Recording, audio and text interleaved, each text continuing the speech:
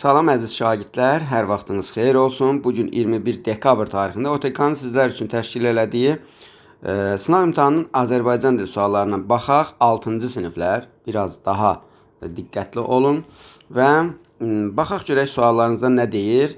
Və suallara keçməzdən əvvəl mütləq kanalımıza abunə olun. İnşallah bir də burada linkin altında WhatsApp kanalımızın da linki var. Orada da müxtəlif yarışlar, uduşlar keçirilir. Qoşula bilərsiniz, iştirak edə bilərsiniz.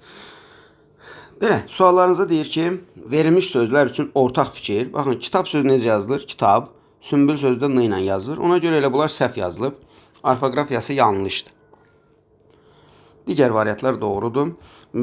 Deməli, düzgün yazılmış sözü müəyyən edin. Düzgün yazılmış söz hansıdır? Baxaq görək. Riayət sözüdür. Məsələn, egoist y yazılmır. Qabiliyyətdə 2 y-dir. Xala oğulda a var. Tənbəldə də n yazılır. Deməli, üçüncü sualımızda deyir ki, hansı sıradakı sözlər sətrən sətrə keçirilə bilməz? Aciz sözü hecə buradan ayrıldığı üçün bir sait sətr sonunda saxlanılmır. Əsr sözündə də bir hecə var deyə keçirilmir. Amma digərlərini, məsələn, keçirmək olar. Məsələn, burada azad sözünü keçirmək olmaz, amma surət sözünü keçirmək olar. Məsələn, burada ikisini də keçirmək olar. Qalib, saman və s. Üfüq sözünün ikinci hecasında açıq sait varmı? Yox. Üfüq. Belədir də. Yalnız cingiltili samitlər, səslər işlənmişdir. Yanlışdır bu da. Kar samitlər. 2 samit var. Bunu deyə bilərik. Cavab elə C variantıdır. 5-ci sualınıza baxaq. 5-ci sualda deyir ki, verilmiş hər bir sözün fonetik xüsusiyyəti ilə bağlı uyğun olanı müəyyənləşdirin. Cəmaatda deməli saitin biri düşür, biri uzanır. Elə bir düzdür. Ecazkar sözündə yalnız cingiltili samitlər var deyir. Yalan deyir. Burada k samiti var. Kar samit. Təmir sözünün yazılışa tələffüz arasında fərq yoxdur. Doğru deyir. Təmir. Bir dənə səs uzanır. O da fərq sayılmır. Sütun ahəng qanuna tabidir. Yalan deyir. Həm qalın, həm incə sait var. Deməli 1-3. Doğru fikir müəyyənləşdirin. Burada da asan sualdır. Cavab Y variantıdır. Ömür sözündəki bütün saitlər incədir və dodaqlanandır. C variantı götürəcəyik. Hansı sözlərin tələffüzü doğru verilmişdir? Bucaq sözü doğrudur. Deməli, bir də qulağın sözü doğrudur. 1-4. O birlər qayığı ğı olmalıydı. Sonra quraq x olmalıydı. Qalıq da x olmalıydı belə. Verilmiş atalar sözünün nöqtələrin yerinə qanımaza hörmət edərsən deyər məndən qorxur n və d. C variantı.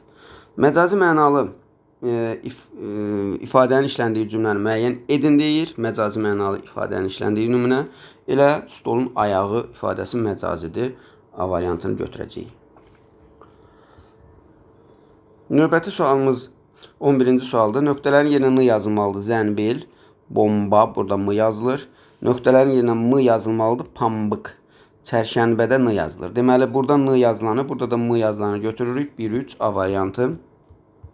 12-ci suala baxaq. Nəcib nə deməkdir? Nəcib alicənab, yaxşı, ürəyi olan, ürəyi təmiz deməkdir. B variantı. Müdrik nə deməkdir? Dərin, dərrakəli, çox ağıllı deməkdir. C variantı.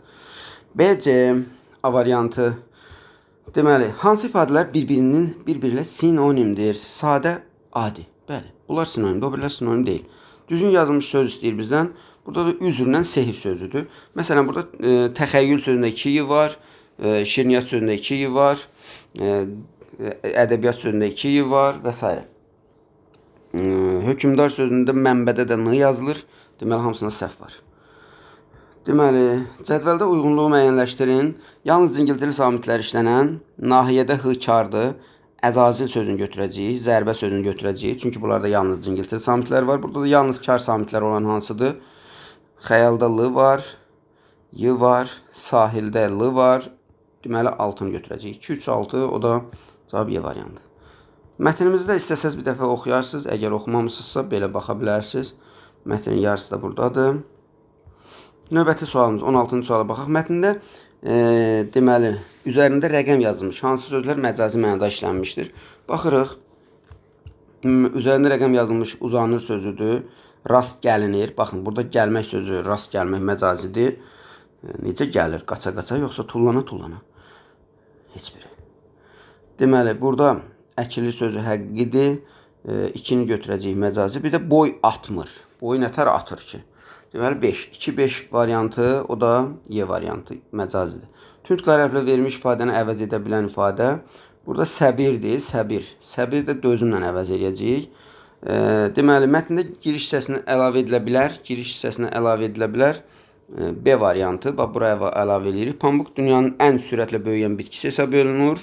Burada da yazırıq ki, o təbiətin maraqlı bitkisidir. Bax, bu hissəyə yazırıq ki, o təbiətin maraqlı bitkisidir. Deməli, mətndə bu barədə məlumat yoxdur. Pambıq gün ərzində nə qədər böyüyür, var idi məlumat. Pambığın hansı torpaq növündə daha çox yetişməsi, bax, bu yox idi. Torpaq növündən danışmır. Asiyada insanların geniş istifadə etdiyi məsələni burada demişdi. Çində, Asiyada və s. Bambuk 5-ci ildən sonra sürətlə böyüyür. Bunu da gördük mətnin axırında. Bambukun bəzi növləri çiçək aça bilməsi, bunu da burada vermişdi, çiçək aça bilir. Doğru fikirdir. Deməli, bunlar doğrudur. B variantı. 20-ci sualda da deyir ki, mətnə əsasən fikri tamamlaya bilməz. Bambuk ağacı, baxışalar, deməli, Asiya, Şimali Cənubi Amerikada yetişə bilir. Bəli, bunu bilirik. 5 il ərzində mərhələlərlə sulanır və gübrələnir. Bunu da görmüşük, mətndə var idi. Bir gündə 90 sm, bax, burada yazmışdı, bunu da görmüşük. Dünyanın ən sürətlə böyüyən bitkisi hesab olunur. Lap belə birinci cümlədə yazmışdı. Əkildiyi ilk ildə sürətlə böyür. İlk ildə yox, 5-ci ildə sürətlə böyür. Belə uşaqlar, aşağıdan da WhatsApp kanalımıza keçə bilərsiniz. Orada da yarışlarda iştirak edə bilərsiniz. Hələlik, özünüzə yaxşı baxın.